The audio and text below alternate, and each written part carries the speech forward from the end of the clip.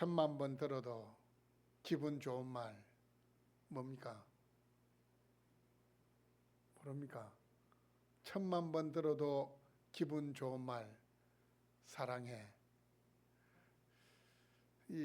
저는 이제 이게 영상을 보는데 그들이 이제 건배사 하면서 어떤 분이 천만 번 들어도 기분 좋은 말 사랑해 이렇게 하길래 저는 그분이 지어낸 말인 줄 알았습니다.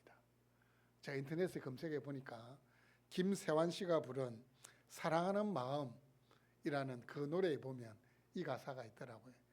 천만 번 들어도 기분 좋은 말 사랑해. 억만 번 들어도 기분 좋은 말 사랑해. 사랑해. 여러분 오늘 읽었던 이 시편도 사랑합니다라는 말이 나옵니다. 사랑합니다. 사랑해. 우리말 성경은 나의 힘이신 여호와여 내가 주님을 사랑합니다 이렇게 되어 있잖아요. 근데 영어 성경은 어떻게 되어 있을까요?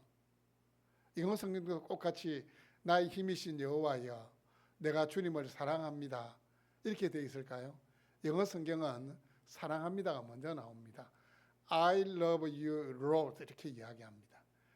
내가 주님을 사랑합니다. 이 말이 먼저 나옵니다. 여러분 그게 더 호소력이 있지 않습니까? 나의 힘이신 여호와여보다 내가 주님을 사랑합니다. 주님은 나의 힘이십니다. 이렇게 고백을 하고 있습니다. 자, 여러분 이 시편 18편은 누가 고백한 것일까요? 누가 지었을까요? 누가 기록했을까요? 예, 다윗이 기록했습니다. 그래서 다윗이 20대나 30대 청춘일 때 이 시편 18편을 기록한 것이 아니고 황혼에 적어도 나이가 저보다 많은 나이에 이 시편 18편을 기록했어요. 여러분 젊은 20대나 뭐 30대는 사랑합니다. 연인들한테 사랑합니다. 뭐 이렇게 쉽게 이야기할 수 있는데 여러분 한 60대 가지고 사랑합니다. 이 말이 쉽게 나옵니까? 예? 부부지간에도 사랑합니다 말이 쉽게 나옵니까? 예. 쉽게 안 나와요. 그런데 이 인생의 황혼역에 가까운 이 다윗이 우리 하나님께 I love you 사랑합니다 이렇게 고백을 해요. 여러분 이 다윗이 이 시편을 시를 막 쓰니까 다윗이 그냥 감수성이 예민한 사람이다 이렇게 생각되지만 다윗은 감수성이 예민한 시인이기 이전에 어떤 사람이었습니까? 10대 때부터 전장을 누비던 장수였습니다. 10대 때에 골리앗 장수 2m 60이 넘는 그 골리앗 장수를 쓰러뜨린 장군이었습니다. 그때부터 해서 다윗은 계속해서 전장을 누비고 다녔습니다. 전장을 누비고 다녔습니다. 그 다윗이 그것도 인생의 황혼역에 I love you Lord 내가 주님을 사랑합니다 이렇게 고백을 하고 있어요. 여러분 시편 18편 1절 보기 전에 시편 18편 그 위에 표제가 붙어 있습니다. 그 표제가 어떻게 붙어 있습니까? 제가 한번 읽어드리겠습니다. 여호와의 종 다윗의 시 인도자를 따라 부르는 노래 여호와께서 다윗을 그 모든 원수들의 손에서와 사울의 손에서 건져 주신 날에 다윗이 노래의 말로 여호와께 아뢰어 이르되 이제 이 특별한 이 제목이 붙어 있어요. 이 시편이 어떤 상황에서 기록이 되었는지 이 제목이 붙어 있습니다. 어떤 상황에서 이 시편이 기록이 됐습니까? 여호와께서 다윗을 그 모든 원수의 손에서와 사울의 손에서 건져 주신 날에 다시 말하면 이 다윗이 왕이 되고 자신을 해하려고 하는 정적들을 다 제거한 후에 이 시편을 고백했다는 겁니다. 자, 이 시편 18편에 붙어 있는 여러분 이 표제를 보세요. 이 표제에서 여러분 눈에 가장 들어오는 그 말이 어떤 말입니까? 한번 보세요. 시편 18편 보면 그 표제가 붙어 있는데 그 표제를 보세요. 어떤 단어가 가장 눈에 들어옵니까? 어떤 단어요? 그 모든 원수들의 손. 또 다른 분은요? 예? 예, 건져 주신 날에 예. 저는 이 표제를 보면서 어떤 단어가 눈에 딱 들어왔냐 하면 여호와의 종 다윗이라는 단어가 눈에 들어왔습니다. 이유가 뭔지 아십니까? 왜 건져 주신 것도 중요하고 모든 원수들의 손 이것도 중요한 단어 맞아요. 왜냐하면 이 다윗이 이 시를 고백할 수밖에 없는 상황이 그 상황이기 때문에 맞아요. 그런데 제가 왜 여호와의 종 다윗이라는 이 단어에 주목했는가 하면 여러분 지금 다윗이 어떤 상황입니까? 다윗의 신분이 어떤 신분입니까? 그 신분 말고 왕입니다. 이스라엘의 왕입니다. 그러면 자기 왕인데 자기를 소개할 때 어떻게 소개하겠습니까? 이스라엘의 왕 다윗이라고 소개해야 되는데 지금 어떻게 소개하고 있습니까? 여호와의 종으로. 다시 말하면 우리 대한민국의 대통령이 이재명인데 이재명 대통령이 어디 가가지고 자기를 모르는 사람입니다. 자기를 다 아는 사람이라도 아이고 제가 이재명입니다. 저는 국민의 종 이재명입니다. 여러분 이렇게 소개하는 거 봤습니까? 한 번도 못 봤잖아요. 대통령 이재명입니다. 이렇게 이야기하는 거예요. 자랑스럽기 때문에. 대통령이 자랑스럽기 때문에. 여러분 이스라엘의 왕이 자랑스러운 거 맞잖아요. 이스라엘이라는 하나님이 다스리시는 그 나라에 하나님이 자신을 대표로 세워주신 거예요. 그럼 당연히 이스라엘의 왕 다윗의 시 이렇게 해야 되는데 다윗은 그렇게 하지 않았어요. 여호와의 종 다윗의 시. 자기가 비록 이스라엘의 왕이었지만 그는 이스라엘의 왕으로 불리는 것보다도 여호와의 종으로 불리는 것을 더 자랑스러워했습니다. 여호와의 종. 여러분 종은 누구만 바라봅니까? 누구의 말에만 순종합니까? 주인의 말만 순종하는 거예요. 주인만 바라보는 거예요. 다윗이 이 시편 18편 표제에서 자기가 어떤 사람인지를 보여주고 있는 거예요. 나는 주인이신 하나님만 바라보고 주인이신 하나님의 말씀에 순종한다. 나는 그게 내 인생 최고의 호칭이라고 생각한다. 라고 지금 이야기하고 있는 겁니다.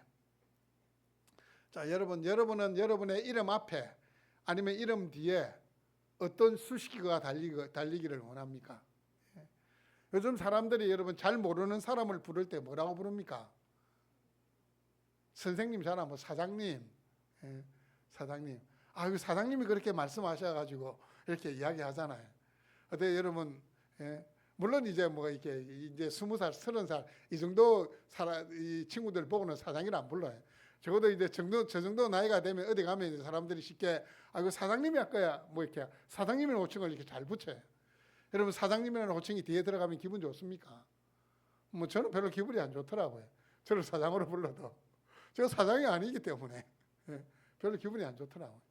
여러분은 어떤 호칭이 뒤에 들어가야 여러분 가장 좋습니까? 저는 그냥 목사라는 호칭이 가장 좋아요. 저를 목사님으로 불러줄 때 저는 가장 좋아요. 그런데 오늘 이렇게 시편 말씀을 보니까 목사라는 호칭보다는 주의 종이라는 호칭이 오히려 더 나은 호칭 같다. 그런 생각을 한번 해보기도 합니다. 자, 여러분 오늘 시편 18편을 시작하면서 다윗이 어떻게 고백하고 있습니까? 시편 18편 1절 어떤 고백으로 시작하고 있습니까? 여호와의 종인 다윗이 하나님을 향하여 고백하는 첫 번째의 고백이 나의 힘이신 여호와여 내가 주를 사랑하나이다. 이렇게 고백해요. I love you, Lord.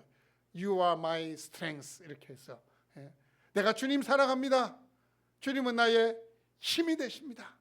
이렇게 고백을 해요. 자, 여러분 나의 힘이신 여호와여 내가 주를 사랑하나이다 라는 이 1절의 고백은 여러분 시편 18편이 50절까지 있거든요. 그런데 2절에서 50절까지는 1절에서 나오는 나의 힘이신 여호와여 내가 주를 사랑하나이다 라는 이 고백이 왜 나올 수밖에 없는지 쭉 설명하고 있는 게 2절에서 50절까지입니다. 그럼 제일 중요한 건 이 1절이에요. 1절. 1절이 주제입니다. 주제. 이 시편 18편의 주제가 되는 겁니다. 그런데 이 사랑한다는 이 단어 속에는 자궁이라는 의미가 있어요. 명사형으로 보면 자궁. 여러분 이 자궁은 어떤 것입니까? 저는 뭐 만져도 자궁이 없지만 우리 여인들에게 있어서 이 자궁은 어떤 곳입니까? 가장 깊은 곳. 그 깊은 곳에서 뭐가 약동했습니까? 생명이 약동을 했습니다. 다윗이 하나님을 향하여 사랑한다고 고백하는데 이 사랑한다는 고백에는 이 자궁이라는 의미가 들어있다는 것은 자신의 가장 소중하고 깊은 곳에서 나온 사랑의 고백이라는 겁니다. 그냥 입에 발린 고백이 아니고, 입에 발린 고백이 아니고 가장 깊고 소중한 그곳에서 나온 고백이 나의 힘이신 여호와여 내가 주를 사랑합니다 라는 이 고백입니다. 이 고백입니다. 전쟁터에서 피 비린내를 맡고 살았던 이 장수 다윗의 입에서 I love you Lord라는 이 말이 지금 나오고 있습니다. 여러분, 주님께 주님 사랑합니다 이렇게 고백해 보신 적이 언제적입니까?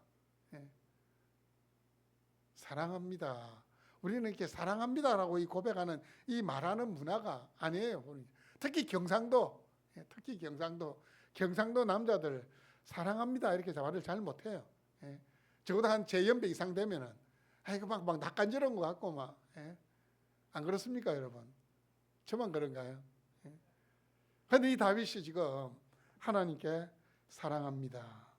내 깊은 정성을 다하여 온 마음을 다하여 주님 사랑합니다.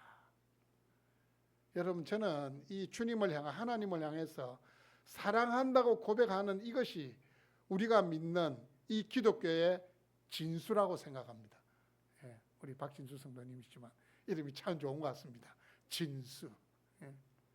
왜 그런 줄 아십니까? 여러분, 다른 종교에서 그들이 믿는 신을 향해서 사랑합니다라고 고백할 수 있을까요? 저는 못 들어본 것 같아요. 사랑한다는 고백 못 들어본 것 같아요. 오직 우리 기독교만 주님 사랑합니다. 하나님 사랑합니다. 왜요? 바로 내 옆에서 나와 함께 계시는 인격체이시기 때문에 주님 사랑합니다. 이렇게 고백하는 겁니다. 이 시를 읽어보면 다윗은 하나님이라는 존재를 가장 분명하게 인식하고 있음을 알 수 있습니다. 안개가 끼어서 뿌옇게 보이는 것이 아니고, 여러분, 소나기가 갑자기 팍 쏟아지고 나서 산을 쳐다보면 산이 어떻게 보입니까? 가장 깨끗하게 보입니다. 바로 그 상태입니다. 안개가 끼어 있는 상태가 아니고 먼지가 뿌옇게 끼어 있었는데 갑자기 소나기가 팍 쏟아져서 이 대기 중에 있던 먼지를 맑게 씻어내려서 저 멀리 있는 산이 아주 청명하고 맑게 보이듯이 지금 다윗의 눈에는 하나님이 그렇게 보이고 있는 겁니다. 그렇게 하나님을 느끼고 있고 그렇게 그 하나님께 감사하고 경배하고 사랑한다고 고백하고 있는 겁니다. 왜냐하면 다윗은 평생을 그렇게 살았어요. 전쟁터를 누비면서도 하나님이 멀리 계신 분이 아니라 자기와 함께 계신 분이셨습니다. 양떼를 칠 때도 마찬가지입니다. 목동 시절에도 하나님은 바로 자신의 곁에 있었던 겁니다.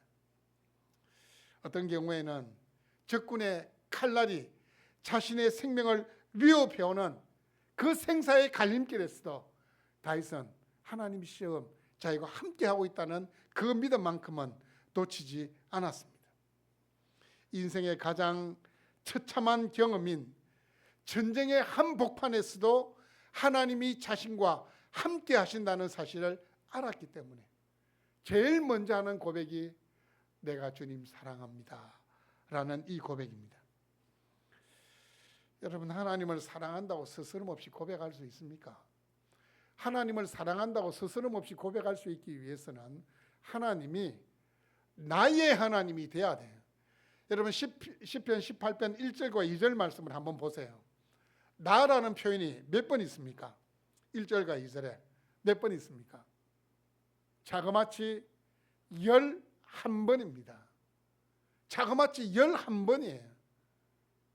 나라는 이 표현이 하나님을 향하여서 이 고백을, 신앙을 고백하고 있는데 나라는 표현을 11번이나 사용하고 있습니다.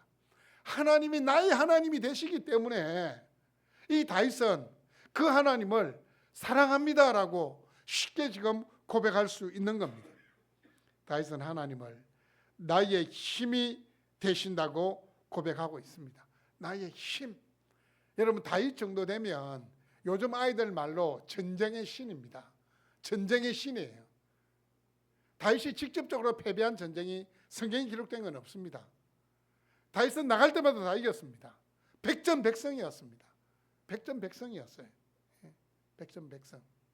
이 전쟁의 신인데 이 전쟁에서 수많은 승리를 거뒀고 수많은 노획물이 있었고 이 모든 전쟁에서 얻었던 이 승리를 지금 누구에게 돌리고 있습니까? 나의 치력이 뛰어났기 때문에 전쟁에서 승리했다 말하지 않습니다. 나의 힘이신 여호와여. 바로 전쟁에서의 모든 승리가 하나님께로부터 왔다고 고백하고 있습니다. 여러분 이 정도로 성공하면 쉽게 하나님의 은혜입니다 고백하는 게 쉽지 않아요. 진짜 쉽지 않아요.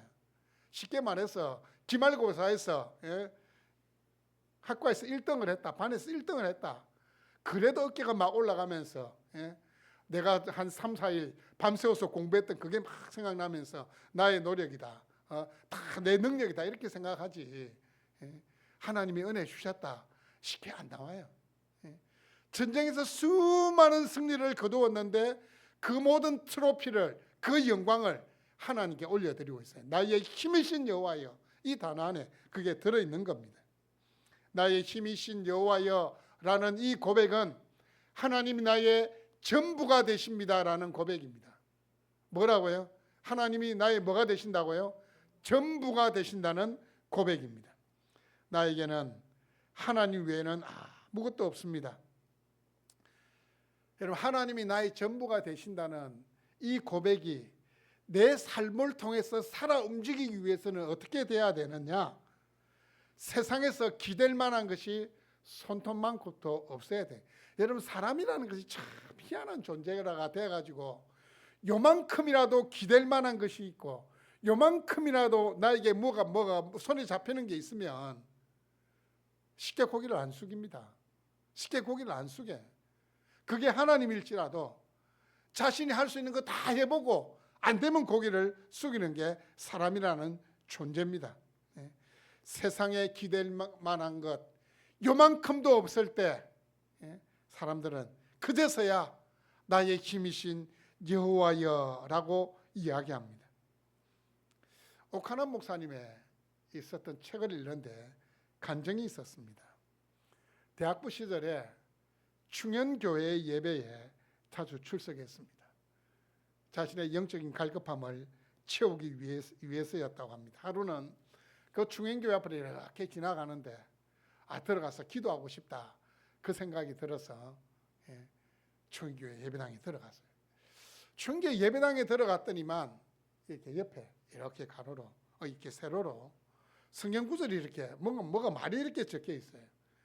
나의 힘이신 여호와여 내가 주를 사랑하나이다. 그게 이렇게 현수막에 적혀서 걸려 있는 겁니다. 수없이 읽고 수없이 듣고 수없이 들었던 성경 구절인데 그 성경 구절을 딱 보자마자 눈이 확 뜨여지면서 그 말씀이 가슴으로 확 들어오는데 눈물이 왈칵 쏟아지더랍니다. 눈물이 왈칵 쏟아지더랍니다. 그래서 결단했답니다. 나도 이제 하나님만 전적으로 의지하고 살아야 되겠다. 하나님을 나의 백으로 삼아야 되겠다. 하나님이 나의 학력이 되시고 하나님이 나의 건강이 되시고 하나님이 나의 스펙이 되신다. 그렇게 결단을 했다는 겁니다.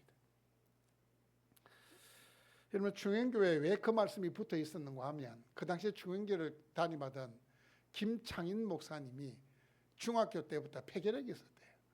폐결핵이 있어가지고 늘 공기 좋고 물 좋은 곳을 이렇게 요양을 다녔대요.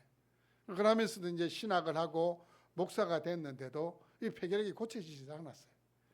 그래서 이제 나는 전적으로 하나님 의지하고 목회를 해야 되겠다 생각하고 나의 힘이신 여호와여 내가 주를 사랑하나이다.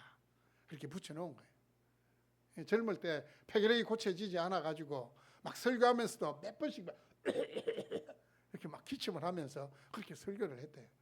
근데 참 미안한 건 그렇게 막 폐병이 있어서 설교를 하는데도 성도들이 몰려오더랍니다. 정말로 그 말씀 그대로 자신이 믿고 고백했더니만 하나님은 이 김 목사님의 힘이 되어주시고 백이 되어주시고 학력이 되어주시고 건강이 되어주시고 목회가 되어주셨다. 그리고 설교가 되어주셨다라고 고백을 했더랍니다. 여러분, 자신의 신앙 고백을 걸고 살아갈 때에 하나님은 우리가 믿는 대로 이루어 주실 줄로 믿습니다. 여러분, 성경 말씀 읽다가 아니면 설교 말씀 듣다가 그 말씀이 여러분의 가슴에 확 들어오거든 아멘하고 그 말씀을 붙잡으십시오. 그러면 하나님은 그 말씀대로 되는 복을 여러분에게 주실 겁니다. 여러분, 여러분에게 내세울 만한 무언가가 있습니까? 아니면 하나님, 저는 하나님 말고는 내세울 게 하나도 없습니다, 이렇게 생각됐습니까? 하나님이 여러분의 모든 것이 되십니까? 하나님이 여러분의 전부가 되신다면 여러분 인생을 살면서 수치를 당하지 않게 될 것입니다. 이건 제 말이 아닙니다. 시편 25편 3절 말씀을 보시면 주를 바라는 자들은 수치를 당하지 아니하리로다. 하나님이 나의 전부가 되시면, 하나님께 내 인생을 걸면 하나님이 우리 인생을 책임져 주시겠다고 말씀하십니다. 이절에서 다윗은 하나님이 자신에게 어떻게 힘이 되어 주시는지를 구체적으로 고백합니다. 여호와는 나의 반석이시오, 나의 요새시오, 나를 건지시는 이시오, 나의 하나님이시오, 내가 간에 피할 나의 바위시오, 나의 방패시오, 나의 구원의 뿌리시오, 나의 산성이시로다. 이 다윗이 역시 이 군인 출신이기 때문에, 장수 출신이기 때문에 고백할 때 뭐라고 고백합니까? 나의 반석, 나의 요새시오. 이거는 뭐 군인들이 쓰는 말이죠. 요새, 방패, 이런 말이 나옵니다. 이런 말이 나옵니다. 여러분, 우리가 하나님의 말씀을, 하나님을 우리가 경험할 수 있는 방법이 있어요.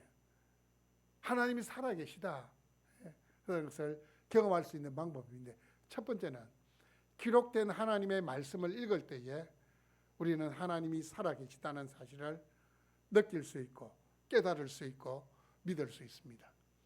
또 하나님이 살아계시다는 것을 어떻게 느끼고 깨닫고 믿을 수 있을까요? 바로 우리가 읽었던 그 말씀을 삶의 현장에서 붙잡을 때, 삶의 현장에서 그대로 살아낼 때 우리는 하나님이 살아계시다는 것을 느끼고 깨닫고 믿게 될 수 있는 겁니다. 삶의 현장에서 경험하는 겁니다. 삶의 현장에서 나에게 어떤 하나님으로 나타나셨는가, 오늘날로 나에게 어떻게 역사하셨는가를 생생한 자기 표현으로 고백해낼 수 있어야 됩니다. 여러분, 우리는 치열한 삶의 현장을 전쟁터라 그렇게 이야기합니다. 우리가 치열하게 살아가는 것을 전쟁터에서 살아간다, 그렇게 이야기합니다. 다윗은 자신의 인생 거의 한 3분의 2가 전쟁터에서 살았거든요. 전쟁하며 살았거든요. 계속 왕이 됐어도 계속 전쟁을 했어요. 빼앗겼던 영토를 확장해야 되니까 계속 전쟁을 했어요. 그러니까 이 수많은 전쟁을 치른 이 다윗의 입에서 나오는 고백이 반석이고 요새입니다. 반석이고 요새입니다. 다윗은 그를 추적하는 사울을 피해서 유대의 동굴과 험준한 바위산에 거했습니다.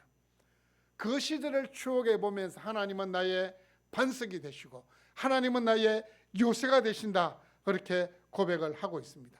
적의 침략에도 결코 함락되지 않는 요새, 자신의 생명과 안전을 지켜주셨던 그 하나님을 요새라고 고백을 하고 있습니다. 여러분, 바위라는 것은 변함이 없습니다. 바위, 큰 웅장한 바위. 그 사람들은 또 예수님 없는 사람들은 그 웅장한 바위를 보면 신비와 신성함을 느끼기 때문에 그 바위에 어떻게 합니까? 손을 빌고 복을 달라고. 참 어이가 없습니다. 어이가 없어요. 왜 그렇게 사람이 미련하고 어리석은지 모르겠습니다. 이 다윗이 바위라고 표현하는 것은 여러분 전쟁터에서 막 화살이 막 빗발치듯 날아올 때에 물론 방패로도 막을 수 있지만 가장 안전한 게 뭘까요? 가장 안전한 것이 어디일까요? 큰 바위가 있으면 그 바위 뒤에 몸을 숨기면 어떻게 되겠습니까? 적군의 화살로부터 자신의 생명을 지킬 수 있는 겁니다. 그래서 다윗이 바위라고 고백을 하고 있는 겁니다. 방어용 무기인 방패를 통해서 자신의 생명을 보호받았듯이 하나님이 자신의 방패가 되어 주셨다고 고백합니다. 구원의 뿔이라는 것은 승리를 상징합니다. 원수를 굴복시키고 승리케 하신 그 하나님의 은혜에 대한 고백입니다. 하나님은 다윗에게 산성이 되어 주셨습니다. 이 산성을 영어로 보니까 나의 안전한 장소라고 이야기하고 있습니다. 다윗은 이 10대 시절부터 이 사울의 왕이었던 이 이스라엘의 일대 왕이었던 사울의 칼날을 피해서 도망을 다녔거든요. 그런데 그 도망 다니는 시절이 끝이 나고 자기 인생을 돌아보니까 하나님이 자신의 산성, 가장 안전한 장소가 되어 주셨다는 거예요. 자기가 살아남을 수 있었던 것은 이 하나님의 보호 아래 있었기 때문입니다. 그래서 고백합니다. 나의 산성, 나의 가장 안전한 장소, 하나님 품이었습니다라고 고백하고 있는 겁니다. 그런데 4절 말씀을 보시면 다윗이 지금 처한 상황이 사망의 줄이 얽고 불의의 창수가 자신을 두렵게 하였으며라고 말씀하고 있습니다. 다윗이 자신의 인생을 살아오면서 자신의 인생이 얼마나 험했던가를 고백하고 있습니다. 사망의 줄은 이 어떤 사람을 잔인하게 죽이기 위해서 줄로 꽁꽁꽁꽁 동여 매고 놓은 것이 사망의 줄입니다. 꼼짝달싹 못하게 묶어 놓은 겁니다. 불의의 창수는 예기치 않는 재난을 나타낼 때 사용되던 표현입니다. 큰 홍수가 덮치는 것을 연상시킵니다. 이건 뭐냐? 악한 자들이 다윗을 해하기 위해서 한꺼번에 덤벼드는 것이 불의의 창수가 덮치는 겁니다. 살 소망마저 사라져버리는 절박한 환경입니다. 여러분, 골리앗이라는 장수를 죽였던 다윗입니다. 하지만 그의 마음에 지금 두려움이 몰려오는 상황도 있었다고 고백합니다. 5절에 보시면 서울의 줄이 나를 두르고 사망의 올무가 내게 이르렀도다. 서울의 줄, 사망의 올무, 결코 극복할 수 없는 죽음의 위기에 처했던 자신의 상황을 떠올려 보면서 서울의 줄, 사망의 올무, 서울은 음부, 죽음을 이야기합니다. 얼마나 절박하고 처참한 환경이었으면 서울의 줄이라고 표현하겠습니까? 사망의 올무라고 표현하겠습니까? 가장 용감했던 자, 가장 최선의 것을 바라던 자도 때로는 최악의 것을 두려워합니다. 두려움이 엄습해오는 절박한 상황, 헤어나올 가능성 1도 없는 그 참담한 현실 앞에 다윗은 어디로 나아가고 있습니까? 어디로 나아가고 있습니까? 6절 말씀을 보십시오. 어디로 나아가고 있습니까? 다윗이 지금 6절에서 뭐하고 있습니까? 내가 환난 중에서 여호와께 아뢰며 나의 하나님께 부르짖었더니, 이 죽음이 바로 눈앞에 닥쳐 있는 그 절박한 상황에서 다윗이 지금 뭘 하고 있습니까? 기도하고 있습니다. 기도하고 있습니다. 내가 환난 중에서 여호와께 아뢰며 나의 하나님께 부르짖었더니, 처음에는 주님 어떻게 합니까? 라고 이렇게 아뢰는 거라면 부르짖었다는 것은 뭐 하는 겁니까? 울부짖은 겁니다. 소리치는 겁니다. 주야 도와주시옵소서 주님. 이게 부르짖는 겁니다. 이게 부르짖는 거예요. 여러분, 이렇게 기도한 적이 없다면 죄송하지만 여러분은 아직 인생에 위기를 맞이하지 못한 겁니다. 위기를 맞이하지 못했어요. 이게 내 인생 최대의 위기다 생각되면 절박한 마음에 부러지게 되어 있습니다. 울부짖게 되어 있습니다. 왜요? 하나님이 외에는 이 위기를 헤쳐나가게 할 그 어떤 존재도 나에겐 없기 때문입니다. 오직 하나님께만 나의 생명이 달려있다라고 생각되면 울부짖게 되어 있습니다. 여러분, 옛날 로마의 의전가는 자신의 집문을 항상 열어놨대요. 집무하는 집무실의 문을. 왜 열어놨냐? 불평이 있고 민원이 있는 사람이 언제든지 찾아오도록 문을 열어두었답니다. 마찬가지입니다. 여러분, 하나님의 자비의 문은 항상 열려 있습니다. 당신의 백성들이 언제든지 기도하고 찾아올 수 있도록 하나님은 그 자비의 문을 열어두십니다. 그가 그의 성전에서 내 소리를 들으시며 그의 앞에서 나의 부르짖음이 그의 귀에 들려도다. 여러분, 부르짖으면 누가 들으신다고요? 하나님이 들으십니다. 여러분이 부르짖으면 하나님이 들으십니다. 여러분, 그래 기도하셔야 돼요. 기도하셔야 돼요. 나의 하나님이라고 호칭하며 기도하셔야 돼요. 나의 하나님, 나의 하나님.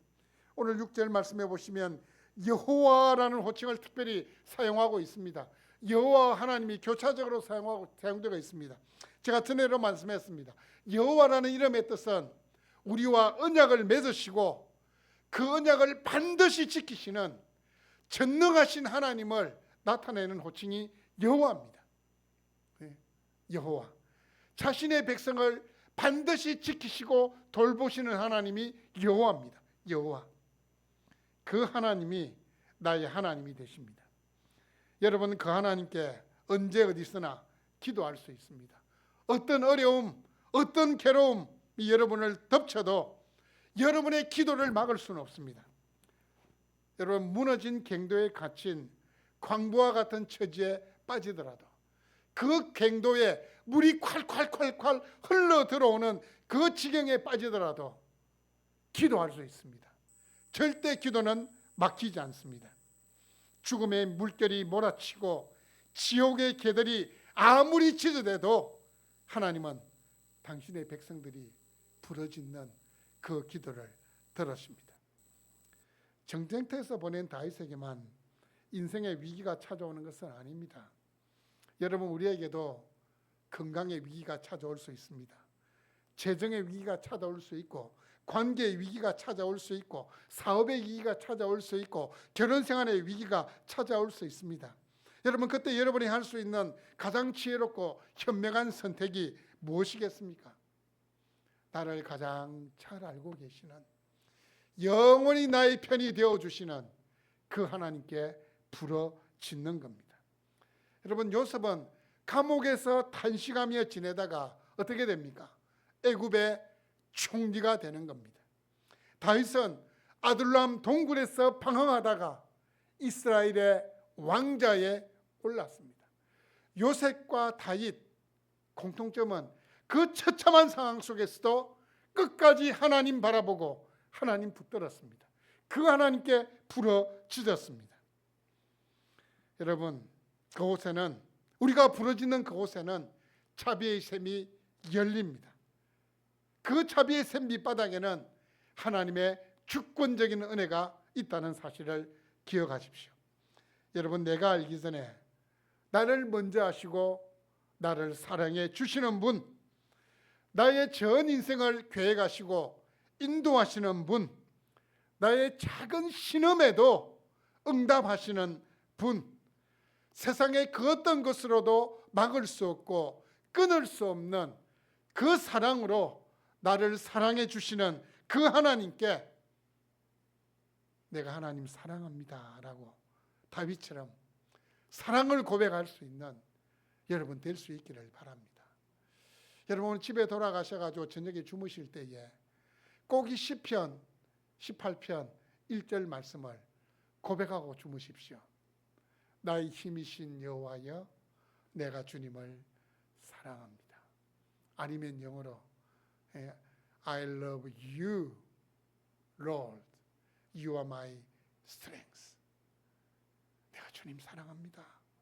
주님은 나의 힘이십니다. 나의 인생의 전부입니다. 내가 그 하나님만 의지하고 살아가겠습니다. 이 고백, 이 결단으로 이번 한 주를 살아낼 수 있는 여러분 될 수 있기를 주님의 이름으로 축복합니다.